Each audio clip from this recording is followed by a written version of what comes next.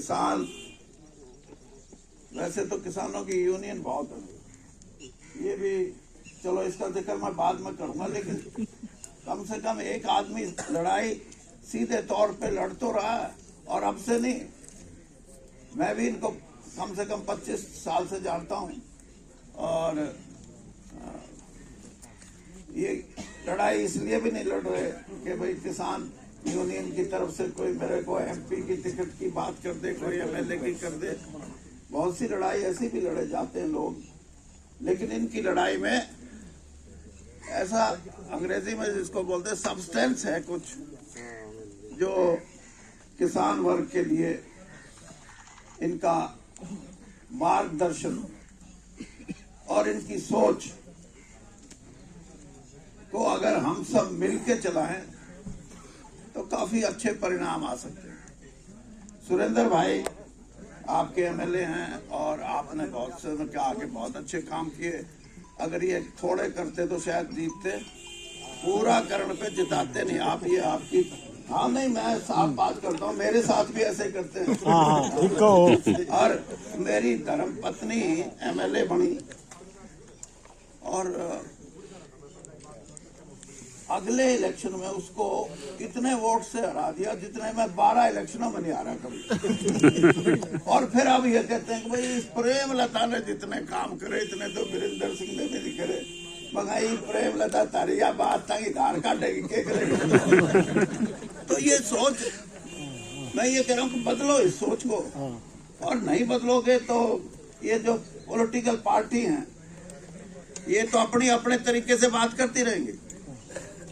ये जो मीटिंग है, मैं क्योंकि पगड़ी से कई चीजें कही नहीं जाती, आदमी शर्माओ है बांध रहा है क्योंकि मेरा के निकल जाऊंगा। तो कई चीजें ऐसी हैं जो मैं आपसे सीधे सीधे बात करने आया हूं, और उसके बाद मेरी बातों से आपको ये लगे कि इन बातों में कहीं ना कहीं आपका भविष्य छिपा हुआ है तो अच्छी लगेगी, और भविष्य अंधकार में नजर आए तो बेशक ये कहना ये तो गलत बात है। सारी काम करा दो, काम कराने की बात अलग है, लेकिन कुछ ऐसी चीजें हैं जो सैद्धांतिक रूप से मैं आपके बीच करने आया हूं, आपको अच्छी लगे तो और 10 आदमी में जिक्र कर दियो, और नहीं लगे तो कम से कम बुरा जिक्र ना करना, बुरे वाले तो और बहुत फिर दोनों पार्टियों के, आप पार्टी के भी और कांग्रेस पार्टी के भी। और एक बात और बता दूं, आप पार्टी का कार्यकर्ता कांग्रेस के कार्यकर्ता से ज्यादा काम कर रहा है हमारे लिए। मैंने आपकी हाँ ना नहीं करवाने, मेरी सुनते रहो। और अगर ये बात है तो बीजेपी का गणित नहीं बनता जीतने का, और ये बात नहीं है तो गणित बना बनाया है उनका। दूसरी बात, जिस दिन मैंने ये मीटिंग की, मैंने वहीं उदित राज जी से भी और कांग्रेस के जो दूसरे पदाधिकारी थे उनसे भी कहा था कि भाई मेरे कानों में एक बात पड़ी है, और वो ये कि दिल्ली का जो किसान है, मैं किसान इसलिए कह रहा हूं, और सीधी बात तो ये है कि भाई दिल्ली का जो जाट है, बुरा मत मानना, उसके पूरा बीजेपी का रंग चढ़ रहा है। मैं बता भाई मैंने बात कर रहे हो कि मेरा रंग थोड़ा बहुत उतार दें या अपना चढ़ाने का, तो तारे पे किसी का रंग यूं तो चढ़ता नहीं, अपने आप तो तब किसी का चढ़ा लो, कहे थे नहीं चढ़ाते। तो मैंने कहा बात करेंगे, और बात इसलिए करेंगे कि मैं 42 साल कांग्रेस में रहा हूं और अब 10 साल भारतीय जनता पार्टी में। मैं जितना सही खोज कर सकता हूं दोनों पार्टियों के बीच की, एक पार्टी में रहा हुआ आदमी नहीं कर सकता। और इसलिए मैं जो किसान हैं हमारे, उनके बारे में ये बात कहूंगा कि आपकी सोच, पंजाब का किसान तो यहाँ 13 महीने बॉर्डर पे बैठे और बड़ी संख्या में हरियाणा के किसान उनके साथ जम के आंदोलन में शरीक हों, और भारतीय जनता पार्टी के जो नेता हैं वो ये कहें कुछ बात नहीं, 15 दिन महीने में उठ लेंगे किसान ने कोई नहीं है, और वो ये कहें कि हम तो पूरा राशन लेके आए हैं, चाहे 6 महीने बैठना और चाहे 6 साल बैठना, हम तो उठते नहीं।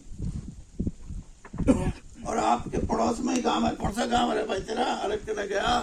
टीकरी ओ भैया, अरे माजरा बोलता क्यों नहीं? मैं एक मृत्यु पे, मौत पे इनके गांव में चला गया उसी दिन जब किसान आंदोलन था। मैंने वहां 20-30 आदमी बैठे थे। मैंने कहा भाई इस आंदोलन के बारे में आपका क्या ख्याल है? ईमानदारी से कहता हूं, सारे बोले हम तो इसके खिलाफ हैं। अरे जहां तुमने जन्म लिया है, जहां तुम्हारी जड़ें हैं, उसको छोड़ के ये भाषा तो मत बोलो कि हम इनके विरोध में। हो सकता है कि आपका काम धंधे का नजरिया बदल गया हो, क्योंकि जहां धरती एक्वायर होगी वहां आदमी फिर और ढूंढता है, लेकिन जड़ों को कभी नहीं छोड़ता वो। तो मैंने उनसे सीधा सवाल किया, मैंने कहा भाई गांव में कितनी जमीन एक्वायर होगी? कहने लगे जी 25% बची होगी, बाकी तो सारी हो गई। मैंने कहा चलो 25% वाले से भी पूछ ले कि भाई आपका क्या? तो उनका भी यही जवाब था। और मैंने कहा ये जो लोग संघर्ष कर रहे हैं, फिर तो इनके बारे में भी आप सोचते होंगे कि ये तो कहीं ना कहीं तुम्हारी सोच के अलग हैं। तो अगर आप दिल्ली के किसान, अगर इस किस्म की आपकी सोच है कि किसान आंदोलन करने वालों का आप कहीं ना कहीं ये कह के साथ नहीं दे रहे थे। एक एग्जांपल देता हूं मैं, फिर आपको बात ज्यादा समझ आएगी, अपने पराये का फर्क समझ आएगा।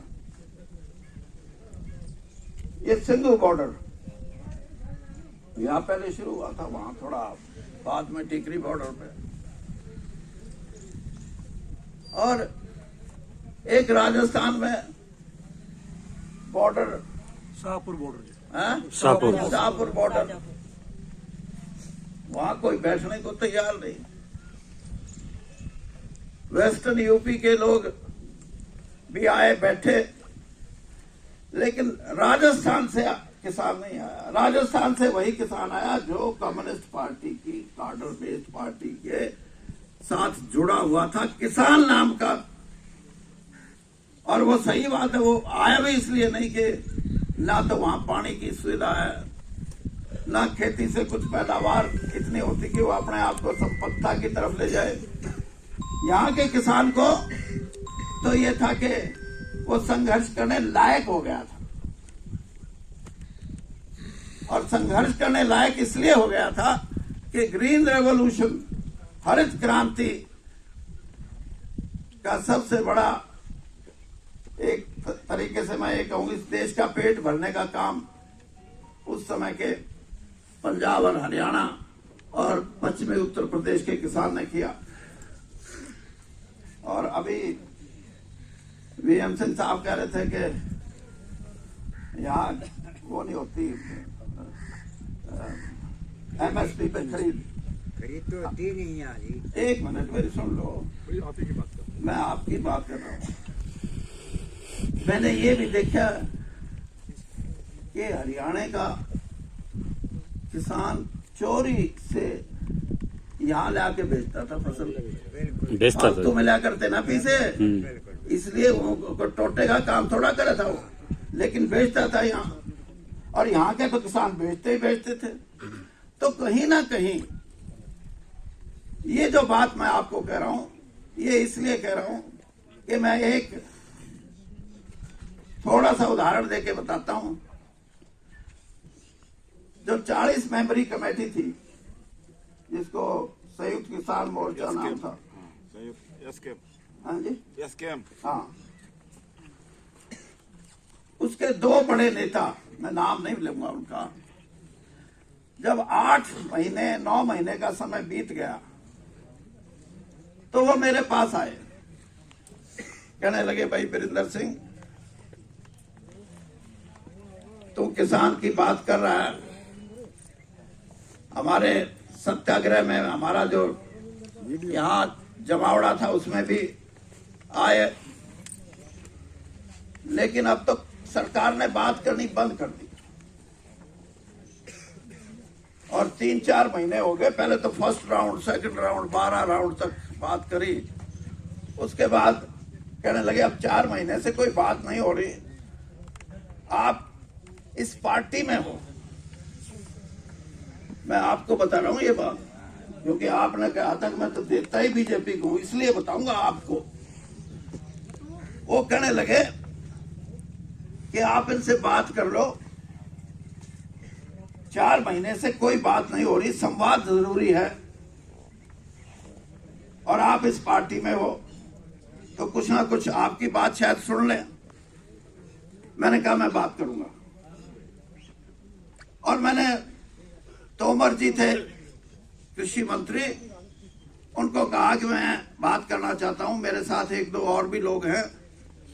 कहने लगे और लोगों को मत लेके आओ, आप अकेले आओ। मैं चला गया, उनकी टीम थी एक, 3-4 मिनिस्टर उसके अंदर थे, पीयूष गोयल भी। अब पीयूष गोयल आपकी खेती का सब हाल निकालेगा, तो आप समझ लो, ज्यादा क्यों कहो मेरे से। तो खैर मैंने कहा भाई बात करो, ये तो गलत है, ये तो बैठे रहेंगे। नहीं उठ लेंगे। मैं कहा उठ लेंगे, 9 महीने हो गए, ये 6 साल के लिए तैयारी करके आए हैं, आप बात करो और बात से ही कोई हल निकलेगा। और आप अब खुद आप भी कहो कि 9 महीने हो गए, कदे हमारे आड़े थक के उठ ले, मगर तारा भी कुछ ना कुछ करूंगा और इनसे भी बात जरूरी है। तो मैंने बात की, वो कहने लगे हाँ बात कर लेंगे, लेकिन बैक डोर से करेंगे। मैंने किसानों को बताया, किसान यूनियन के जो साथी आए थे, वो कहने लगे कोई बात नहीं, हम बैक डोर से भी बात करने को तैयार हैं। मैंने कहा फिर तुम्हारी मांग क्या है? उन्होंने कहा मांग तो बहुत है, लेकिन एक एमएसपी पे कानून बनना चाहिए। ओ भैया एक पानी दे दो यार, दे दो पानी। मैं 78 साल का आदमी, पास में कितना थोड़ा हो सकता है। तो वो कहने लगे हम बैकडोर से बात करने को तैयार है, एमएसपी पे कानून बनाओ। मैं फिर दोबारा गया, उन्होंने फिर अपने उनके सरकारी अधिकारी भी थे जो कृषि विभाग के थे, और कुछ अर्थशास्त्री थे कृषि के, उनके साथ बैठ के कहने लगे कि बोलो। मैंने कहा उनकी सिर्फ एक मांग है और वो है एमएसपी। सीधा जवाब ये आया कि एमएसपी की तो बात ही ना करो, हम एमएसपी नहीं देंगे।